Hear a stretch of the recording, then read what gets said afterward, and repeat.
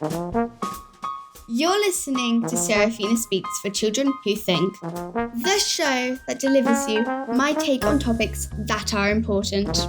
I'm your host, Seraphina Melina Durbin. Let's go right ahead to the show, shall we? Habits are the small decisions we make and actions we perform every day. They're routines of behaviour repeated regularly, and they tend to happen subconsciously. But who decides whether a habit is good or bad? I'm Seraphina Melina Durbin, and this is Seraphina Speaks, a podcast for children who think. According to researchers at Duke University in the States, habits make up about 40% of our behaviour each day. Our lives are shaped by our habits. Our productivity and overall well-being are affected by the habits we have. Here's one explanation of habits I found. They're deeply ingrained patterns of behaviour that we repeatedly engage in without conscious thought. So that's repeated behaviours we don't think about. This means we must have formed habits by following a routine that gets stuck and becomes automatic. Many experts say kids develop habits by the age of 9.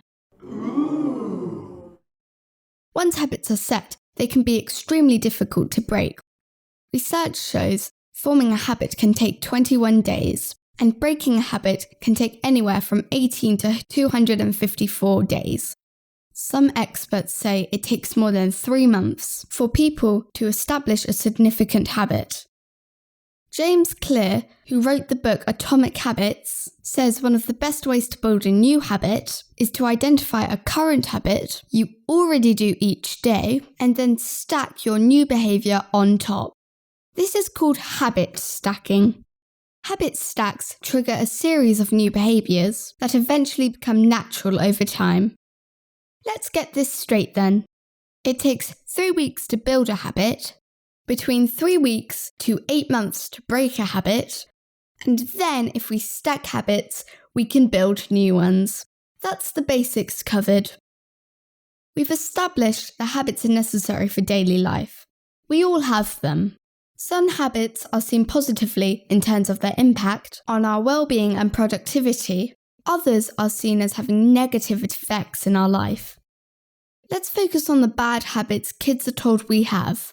They appear to be important to adults. I found this description. Bad habits are behavioural patterns that undermine one's physical, mental, emotional, or social well-being. These habits are often unproductive, addictive, or harmful in the long run. What are these habits? They include things like thumb sucking, nail biting, picking our nose, rocking our body, twirling hair, and public self-touching of the genitals. There are others like procrastinating, putting off things that need to be done, repetitively gaming or watching TV endlessly. Take a moment. Do you do any of these things? Just notice, set aside judgments. Full disclosure, I do a lot of these so-called bad habits. Thumb sucking, nail biting, hair twirling, I've picked my nose. Which human hasn't procrastinated? And I'm all in when there's a Netflix series I want to binge watch. I'm interested in how we recognise these behaviours as bad habits. What makes a bad habit bad rather than good? Critical point, who decides what a bad habit is, listeners? We'll return to this, stick around. Next, info on a podcast I listen to and love. I have such a fabulous podcast to share with you today. It's made for tweens. It's thoughtful and funny and... Hold on, I haven't told you the name of it. It's called Short and Curly. It's Australian from ABC Studios and I love it. If I tell you it's an ethics and philosophy podcast, you'll start yawning. Am I right? Hear me out. The show poses classic philosophical questions using examples tweens can relate to. Like, if you found money on the street, can you keep it? Or is it okay to read someone else's diary? If these don't grab you, how about, should we tell the truth even if it hurts someone. If you've listened to my episode called My Anime Soapbox, you'll know I talk about finding age-appropriate shows with enough, let's say, gory dynamism in them. I've got to laugh. I absolutely love the short and curly episode called Cartoon Violence. The big question in this bite-sized episode is it okay to watch violence if it's in a cartoon? I'm biased, but I would start with this episode if I was a new listener. Resident co-hosts are ethicist Matt Beard with Carl Smith and Molly Daniels. They're not afraid to ask tough questions, and I've got to tell you, I've never heard them talk down to or underestimate kids. I asked Matt this question: what's been the toughest philosophical question you've worked on in Short and Curly so far? He didn't disappoint. This is what he had to say.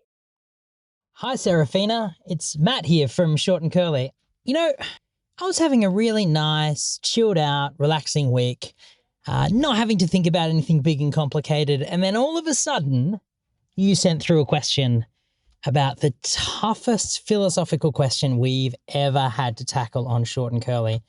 And thank you so much, because I really don't like boring weeks where I don't have anything complicated to think about. So it was really nice to try and wrestle with this tricky question. And I've thought long and hard, and I think there are two really difficult philosophical questions of all the ones we've dealt with that I think are the biggest and thorniest ones we've had to take on.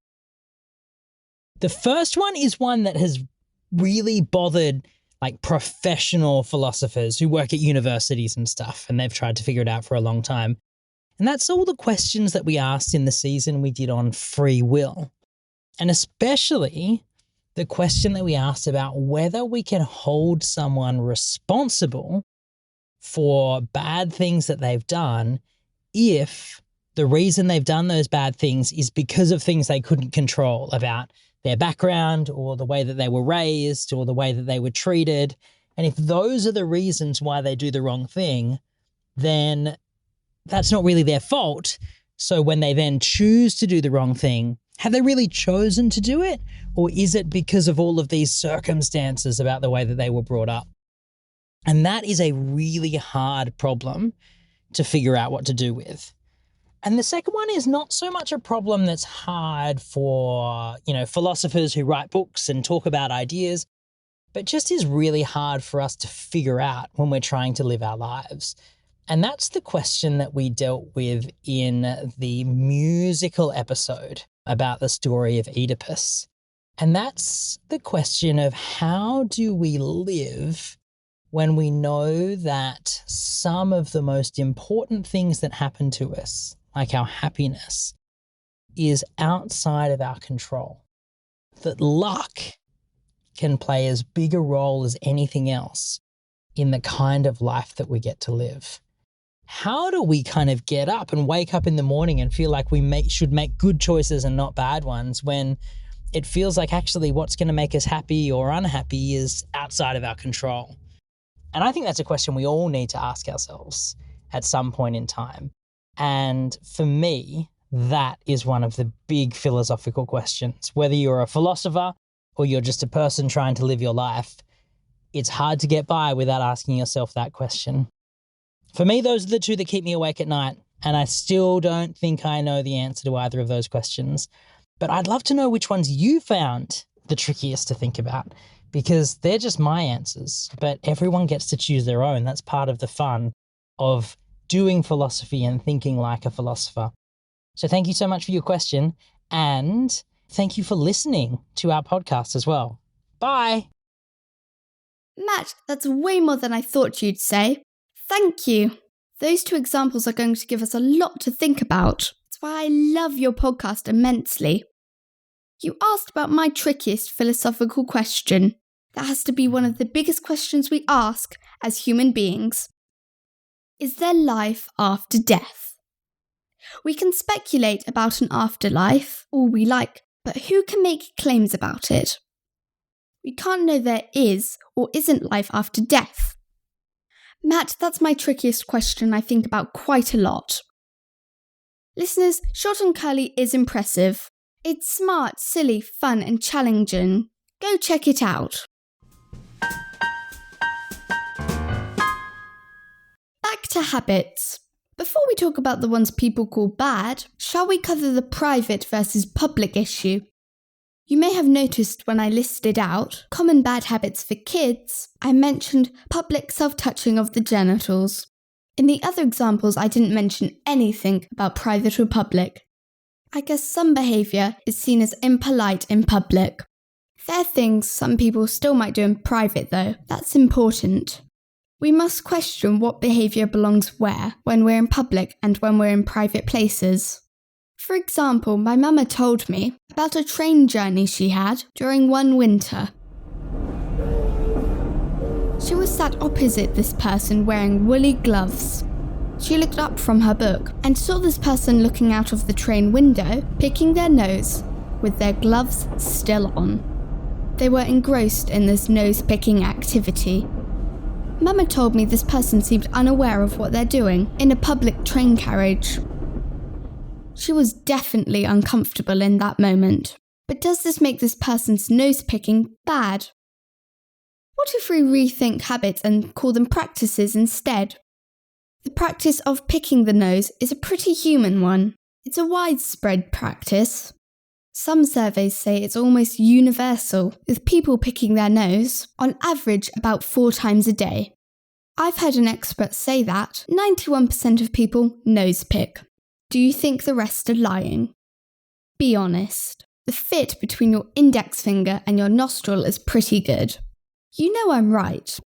In most cases, people pick their nose to remove uncomfortable or irritating nasal mucus. Snot. Boogers. Stefan Gates, in his book Gastronaut, talks about eating dried nasal mucus and says that 44% of people that he asked said they have eaten their own dried nasal mucus in adulthood and said they liked it. The technical term for this practice is mucophagy, meaning mucus feeding. We know there's social stigma about nose picking. Here's my trusty triplet sidekicks on the topic. Montgomery, what do you think about nose picking? It's horrible and bad for you. How about you, Horatio? Ew, it's gross. Before you go, boys, I've got a joke for you. Why don't hobbits pick their noses? It would be a bad hobbit. People, there are worse jokes. Seriously now.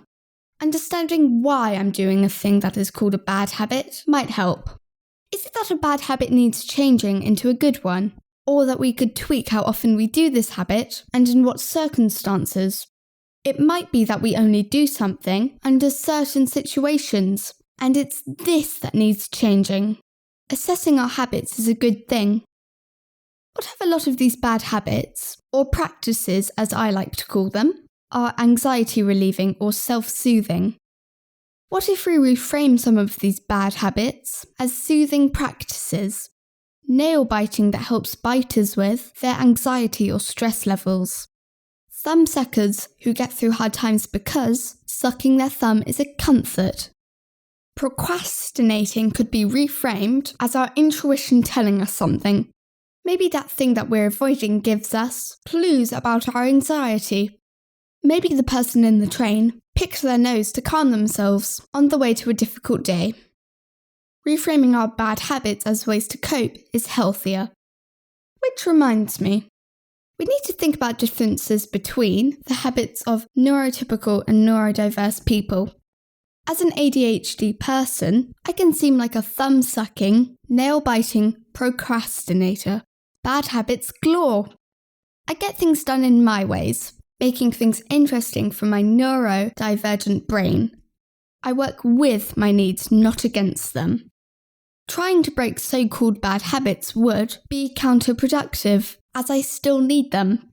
I call this self-care. Maybe when we don't need this kind of self-soothing, we let these habits go. Maybe not. There's no one-size-fits-all for habits. Remember, what we think about ourselves is more important than what others think of us.